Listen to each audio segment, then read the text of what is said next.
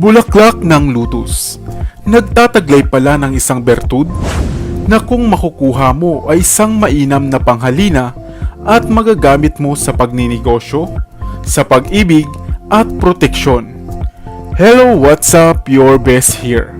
Sa videong ito ay mamangha sa mga natatanging bertud o mutya ng kalikasan na sa bulaklak lamang ng lutos makukuha.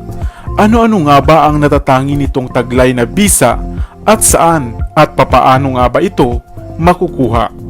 Kaya kung bago ka pa lamang sa ating channel ay huwag mong kalimutan na pindutin ang subscribe button at ang notification bell upang lagi kang updated sa aking mga bagong uploads.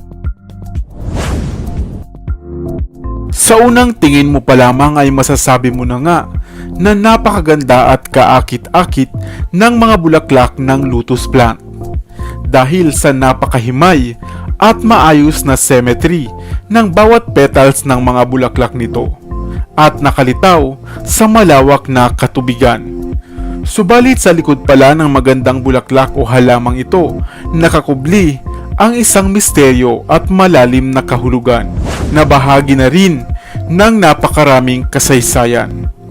Ang bulaklak ng lutos ay isang simbolo ng maraming kultura at sinasabing ang isa sa pinakasagradong halaman sa lahat. Kung kaya bago natin pag-usapan ang natatanging mutya o bertud nito, ay kilalanin muna natin ang lotus flower. Simulan natin sa life cycle nito. Di gaya ng ibang halaman sa tubig, ang lutos ay mayroong mga ugat na tumutubo sa putik at hindi nga mapili kung marumi ba o malinis ang tubig nito. At sa tuwing sasapit raw ang gabi, ang lutos kasama ang bulaklak nito ay kusang lumulubog sa tubig at ibinababad niya ang kanyang mga bulaklak at dahon sa tubig. At sa pagsapit naman ng umaga ay muli itong aangat sa tubig na walang bakas ng pagkababad nito o ng dumi. At ang araw-araw nitong paglubog at paglitaw sa tubig ay simbolo nga ng bagong simula, bagong pagsilang at bagong pag-asa at hindi nga maikakaila na kakaiba nga ang halamang ito. Kung kaya naman, madalas makikita ang lutos o ang bulaklak na lutos sa ilang relihiyon na kalakip ng kanilang mga divine figures. Halimbawa nito ay sa Egyptians. Ang bulaklak ng lutos ay simbolo raw ng ating daigdig. Samantalang sa relihiyong Hindu naman o sa kultura ng mga Hindu, sinasabing ang Diyos o ang mga diyosa nila ay nakitang nakaluklok sa isang animoy lotus throne. At sa Buddhism naman, ay sa bulaklak raw na ito di umano o ang lutos na bulaklak ang unang tinapakan ni Buddha, kaya ito ay bahagi na rin ng kanilang kultura at pananampalataya. Ayon pa sa ilang paniniwala, ang bulaklak ng lutos raw ay mayroong kakayahang makabuhay ng mga pumanaw na at kadalasan ngang gamit sa mga transformation spells. At maging ang iba't ibang kulay ng mga bulaklak ng halamang ito ay mayroon din palang kanya-kanyang kahulugan. Ang puting lutos o ang puting bulaklak ng lutos bilang simbolo ng purity o kadalisayan. Ang dilaw naman bilang simbolo ng espiritual na hangarin at paniniwala. Subalit ang totoong tanong, papaano nga ba natamo ng lutos na ito ang kanyang kahalagahan? Ang paglubog at litaw ng mga dahon at bulaklak ng lutos sa tubig araw-araw at pananatili nitong maganda pa rin ay lubhang nakamamanghanga. Kaya naman ito rin ay simbolo ng tibay ng loob at kagustuhang lumaban sa anumang hamon ng buhay. Ang mga buto rin ng lutos ay kayang mabuhay o magtagal ng 1,000 taon ng walang tubig. At kung ito ay mabasa ng muli, ay saka pa lamang ito tutubo. Subalit maging ang halamang lutos rin na ito o ang bulaklak nito ay nagtataglay pala ng isang bertud, ang mutya ng lutos. Ito ay isang puting bato na animoy mayroong mga mapuputing marka buhat sa tubig. Ano-ano nga ba ang mga taglay na kapangyarihan ng bertud na ito? Ang bertud na ito ng lutos ay mabisang nagbibigay ng malakas na pang-akit o karisma sa sinumang magtatangan nito. Kung kaya naman, mainam ito sa mga naghahanap ng kapareha o ng love life. Gayunpaman, isa rin itong panghalina sa pagninegosyo na makakaakit ng swerte upang lumakas at lumago ito. At ang sino man na magkakaroon ng bertud na ito ay magkakaroon ng payapa at tahimik na pamumuhay o pamilya na malayo sa mga awayan. Kasama pa dito na mabisa rin pala itong nagtataboy ng mga masamang elemento o enerhiya sa paligid. Subalit saan at papaano nga ba ito makukuha? Ang bertud o mutya ng lutos raw ay napakabibihira lamang o rare lamang. Maaaring 1 in a million. Subalit kung ito ay para sa iyo at makakuha ka nito, ay napakaswerte mo na. Ito ay lumilitaw lamang sa papabukad na bulaklak ng lutos, partikular na ang puting bulaklak nito. At ito ay sa sandaling bilog ang buwan. Sinasabi na pawang ang bulaklak lamang ng lutos na nasisinaga ng buwan ang maaaring magtaglay ng bertud na ito. At pawang ang mga mayroong busilak na puso lamang o ang may mga mabubuting kalooban ang maaaring makakuha nito. Ikaw, may kakilala ka ba na maaaring may tanga nito? Subalit lagi po nating tatandaan na gaya ng mga lutos o ng mga halamang lutos, tayo ay maging matatag rin at huwag basta-basta sumusuko sa anumang hamon ng buhay. May mutyaman tayo o wala, ay i-enjoy lamang natin ang buhay at parating tumawag sa may kapal. Sana ay may bago kang natutunan sa videong ito.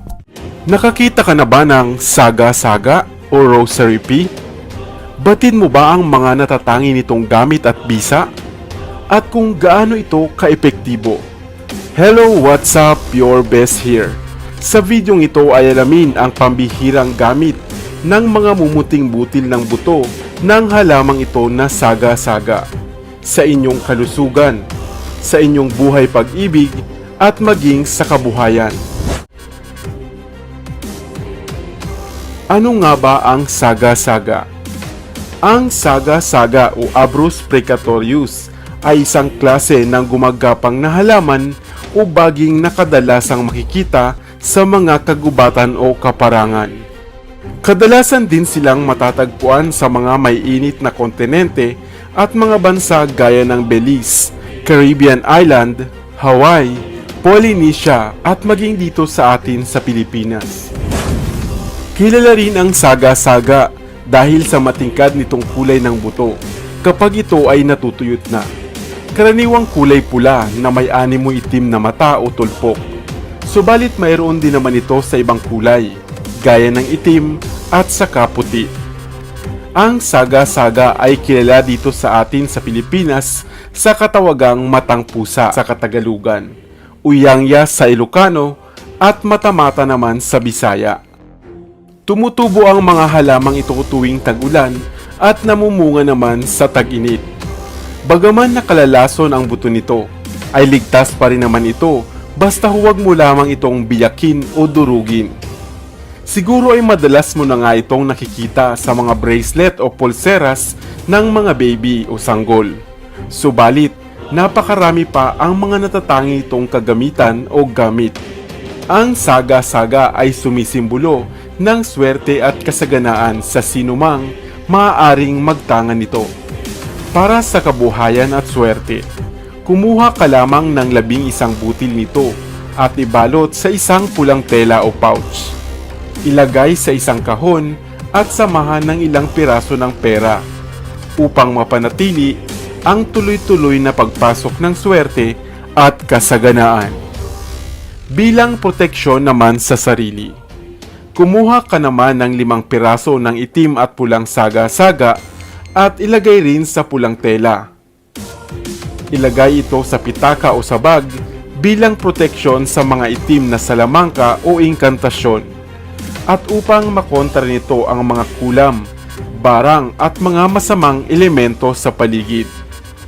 Bilang proteksyon sa mga baby o sanggol, kumuha ng 11 piraso ng itim na saga-saga.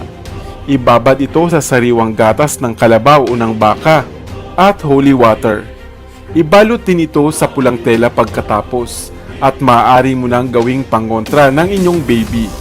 Maaari mo itong isabit sa kanyang paa, sa pulsuhan o idikit sa kanyang damit.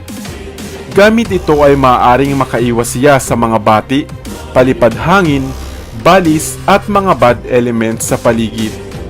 Para naman sa kasaganaan sa buhay at sa inyong pamilya, maglagay ka lamang ng 101 piraso ng pinagsama-samang pula, itim at puting saga-saga at isama ito sa haligi o foundation ng inyong tinatayong bahay upang maging masaya at masagana ang magiging buhay ng titira sa bahay na ito.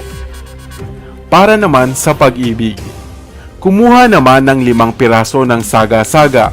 Ibabad ito sa pulot o honey, kasama ang isinulat na ngalan ng inyong natitipuhan o naiibigan, upang magsilbi itong gayuma o kaya naman ay pampatatag ng isang relasyon o pagsasama. Para naman sa trabaho, maaari kang gumawa ng bracelet o kwintas na yari sa saga-saga.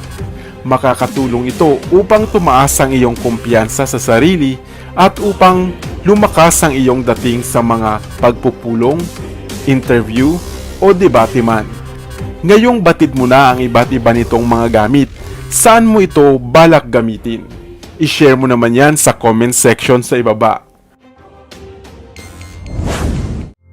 Dito na sa Best TV, tayo ay matuto, utak mapuno ng bagong kaalaman. Dito na sa Best TV, tayo ay lumibot, lihim na mundo ay ating matuklasan. Dito yan sa Best TV, dito yan sa Best TV, dito yan sa Best TV. Sapagkat ang mga laki may alam, dito yan sa Best Tara TV. bes, sabay-sabay tayo na matuto, pagkat dito sa mundo lamang ang siyang marunong.